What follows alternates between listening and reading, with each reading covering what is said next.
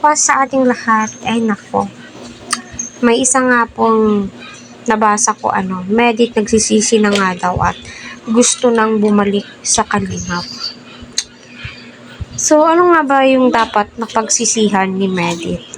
Lahat naman po ng suporta ngayon sa kanya ay umaapaw, mga blessings, umaapaw, community, napakaganda po ng community niya, views niya, napakaganda din po ng views ni Medit. Kung usapang blessings, grabe, nakapag-abroad pa po itong si Medit, no, dahil sa kanyang mga sponsors, supporters na patuloy na nagtitiwala sa kanya. So ano nga daw po yung motibo ni Medit kung bakit siya pumunta doon sa tahanan nila Kuya Brooks. So malalaman po natin yan bukas.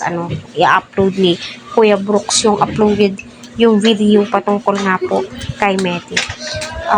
Kalingap Rab, awang-awa kay Medit. So, totoo nga pa yun.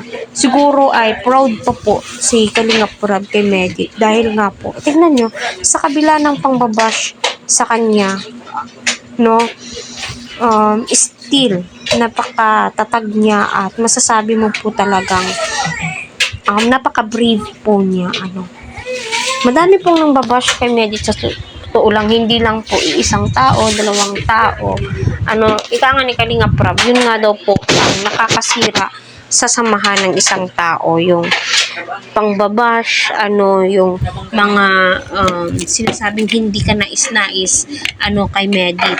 So para sa akin, nasa kay Medit na po yun kung babalik siya sa Kalingap o hindi. Okay na po yun, okay na po siya, no. Hindi na po niya kailangan kumbaga ng mga napakaraming supporters. Okay na po yung mga legit.